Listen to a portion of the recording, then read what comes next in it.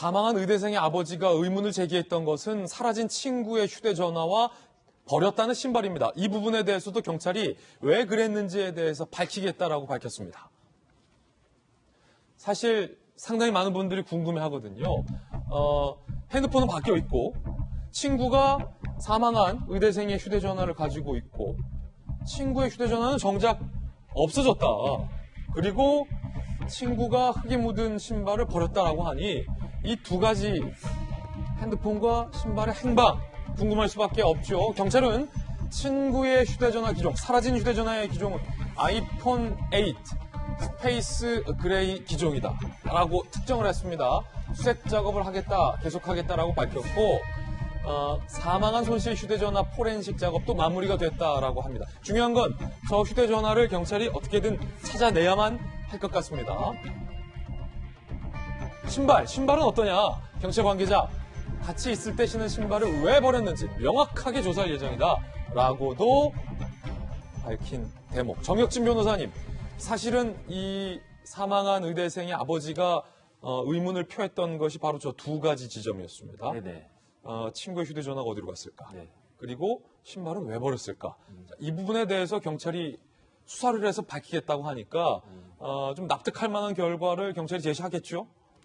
그거는 전 잘 모르겠어요. 그래요? 일단은 친구 휴대전화가 이제 아이폰이라고 하지 않습니까? 아이폰은 사실은 이게 획득이 돼도 이게 그 암호를 풀기가 굉장히 어려워요. 그다음에 두 번째는 신발이 이게 버렸기 때문에 문제가 되는 것이지 이게 왜 버렸는지에 대해서는 그 알 수가 없단 말이죠. 어떤 신발을 신고 있었는지 제가 CCTV 보니까 처음에 나올 때 4시 반 CCTV 보니까 신발이 있기는 있던데 그게 뭐 흐릿해가지고 구체적으로 어떤 신발인지는 잘 모르겠고 그런데 신발 문제가 나왔던 것이 이제 저 친구가 그 뭐 정민이가 이렇게 막 일어나가지고 막 뛰고 하길래 그러다 보니까 신발에 뭐 흙 같은 게 묻었다, 진흙 같은 게 묻었다.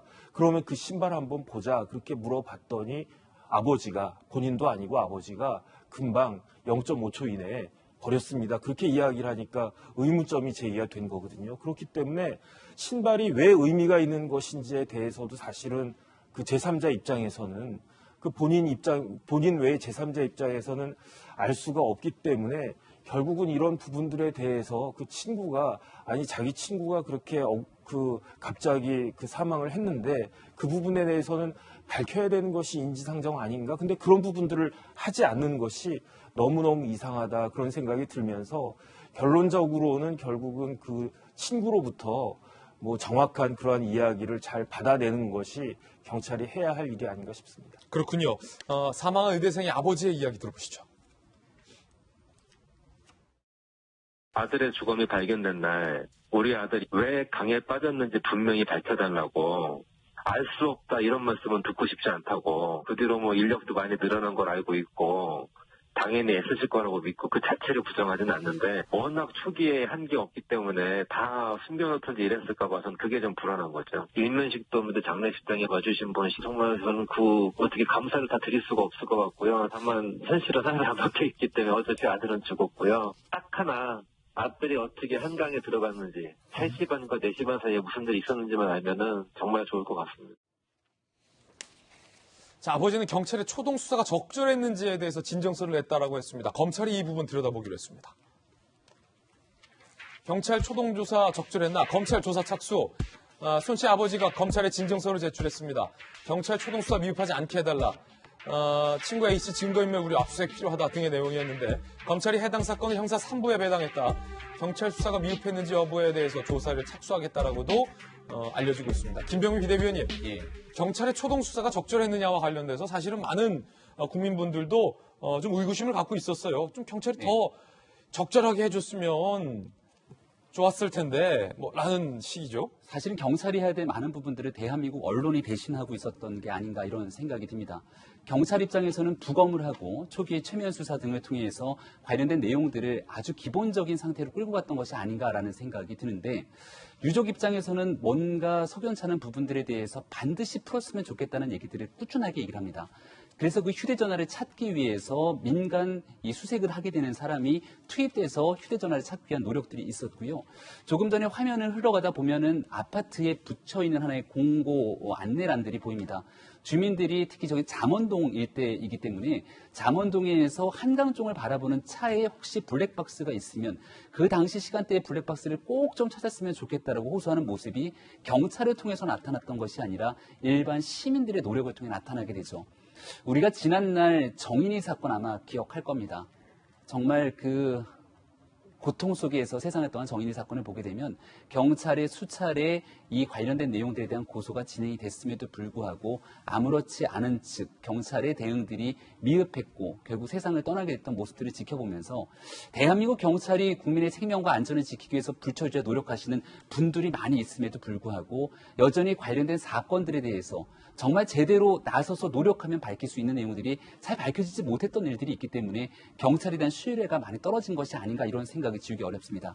따라서 지금 현재 한강 일대에 있는 CCTV가 분명하게 있었더라면은 이 내용들에 대한 사건 진실을 밝히기는 그렇게 어렵진 않았을 텐데 현장의 CCTV는 거의 전무한 상황으로 있었고 그렇다면 이걸 밝히기 위한 블랙박스 등에 대해서 신속하게 확보하는 모습들을 경찰이 조금 더 일찍 보여줬더라면 유가족 입장에서 이렇게 애타게 언론에 이야기를 하면서 도와달라고 읍소하는 일들은 좀 줄이지 않았을까 생각이 되고요. 이제라도 경찰이 나서서 신속하게 무언가 목격자에 대한 진술들을 이끌어내고 그리고 관련된 CCTV 블랙박스 확인하고 또 적극적으로 사라진 이 휴대전화에 대한 수색까지 나서고 있는 만큼 마지막 순간까지 한 점 의혹이 남지 않도록 경찰이 최선을 다했으면 좋겠습니다. 예, 자, 야당 비대위원회 이야기였습니다. 경찰과 검찰은 수사로서 얘기하는 겁니다. 수사로서 보여주면 되지요. 청와대 청원이 35만 명을 돌파했습니다. 한강 실종 대학생 고 손군의 억울함을 풀어달라, 진술규명을 부탁한다라는 게 지금 36만 9,005명, 김영주 의원님 이제 37만 명이에요. 정말로 전 국민적인 안타까움 속에서 이런 관심사, 높은 관심사가 나타나는 것 아니겠습니까?